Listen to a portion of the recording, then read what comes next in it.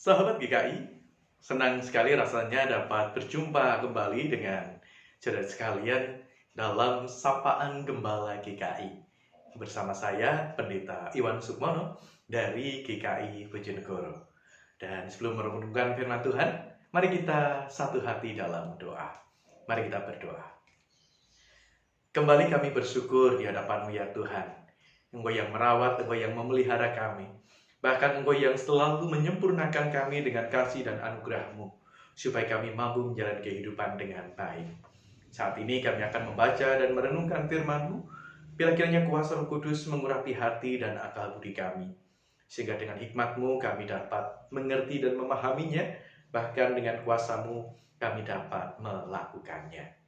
Di dalam nama Tuhan kami Yesus Kristus, kami berdoa. Amin.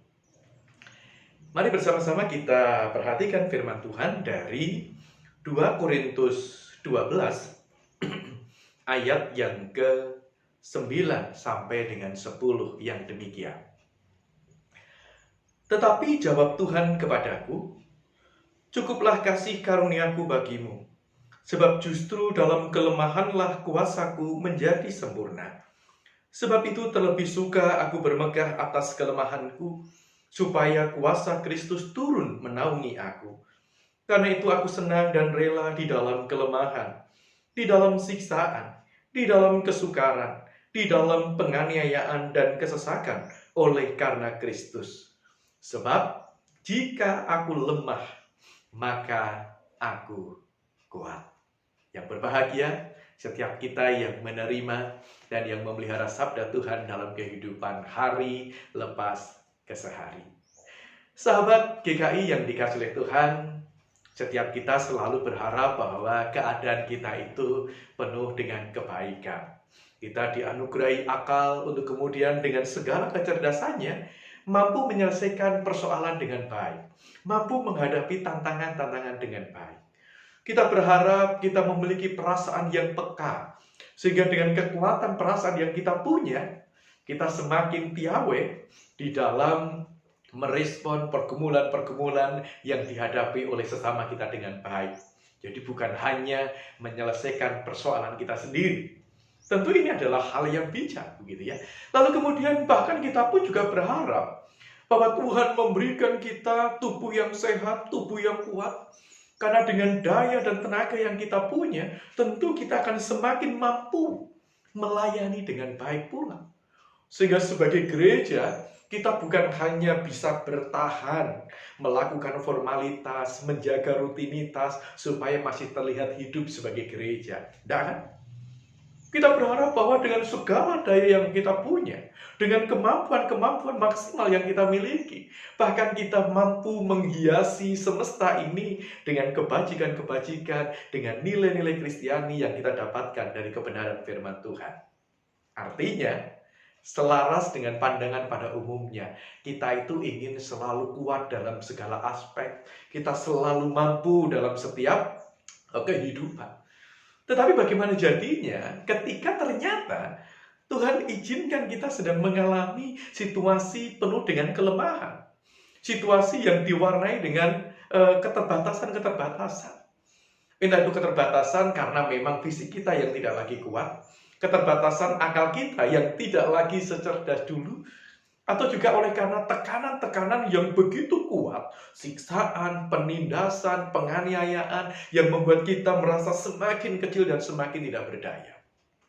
Ya, tentu ketika berhadapan dengan situasi itu kita akan mengatakan, saya datang kepada Tuhan, saya memohon dengan sungguh-sungguh, saya meminta dengan sangat kepada Tuhan. Tuhan, tidak ada alasan untuk saya mendapatkan kelemahan karena saya ingin melakukan yang terbaik.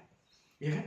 Tidak ada alasan untuk saya harus berkutat dengan berbagai keterbatasan-keterbatasan karena niat hati saya dan kesungguhan saya adalah melakukan yang terbaik. Yang dilakukan oleh Paulus saya kira sama dengan pemahaman kita.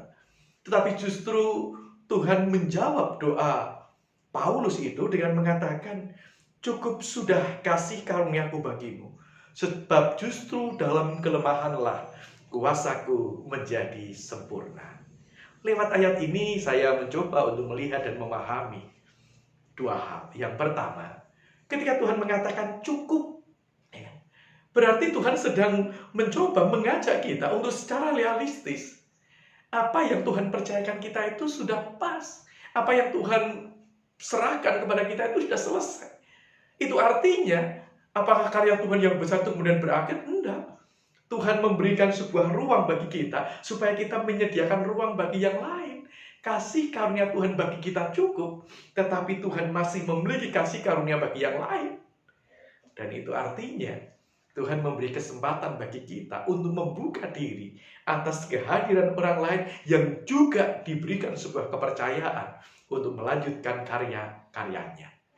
Atau yang kedua, ketika membaca ayat ini, dan di situ dikatakan, justru dalam kelemahanlah kuasaku menjadi sempurna.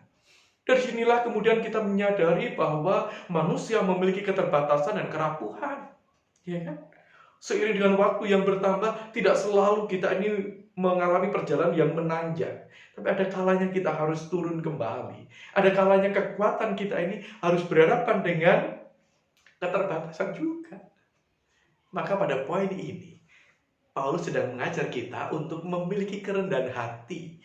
Ada waktunya kita bangga dengan kekuatan kita, tetapi juga ada waktunya dengan rendah hati kita mengakui kerapuhan kita, keterbatasan kita. Tetapi di balik kesadaran akan kerapuhan itu, kita meyakini ada Tuhan yang tidak terbatas itu, yang hadir untuk menopang kita. Sehingga ketika kita berhasil, kita tidak akan jatuh dalam kesombongan. Ketika kita sedang gagal, ketika kita sedang lemah, kita tidak akan jatuh dalam keputusasaan. Kenapa? Kita bisa karena Tuhan. Kita mampu karena Tuhan. Oleh karena itu, mari kita bersama-sama menghayati firman Tuhan ini, sehingga kita tetap yakin dan percaya. Ketika kita masih dipercayakan oleh Tuhan untuk berkarya, kita akan berkarya. Ketika Tuhan memberi ruang bagi yang lain untuk berkarya, ya ayo kita bekerja sama dengan mereka.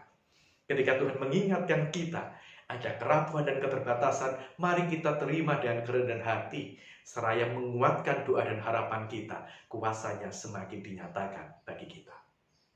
Mari kita berdoa. Bapa yang bertata di dalam kerajaan surga, ajar kami untuk menerima setiap keterbatasan dan kerapuhan. Ajar kami untuk menerima, supaya kami semakin ingat bahwa Tuhanlah yang empunya kuasa dari sekarang sampai selama-lamanya yang akan terus berkarya melalui kami. Tetapi ketika Tuhan sudah memandang cukup dan usai seluruh tugas dan tanggung jawab kami, itu berarti kami harus berbesar hati, memberi ruang kepada yang lain yang Tuhan percayakan untuk berkarya bersama dengan Tuhan. Kami bersyukur untuk firman-Mu, mampukan kami untuk merenungkan dan menghayatinya, supaya pekerjaan-Mu semakin nyata di atas semesta. Di dalam nama Tuhan kami Yesus Kristus kami berdoa. Amin. Selamat beraktivitas kembali. Tuhan memberkati.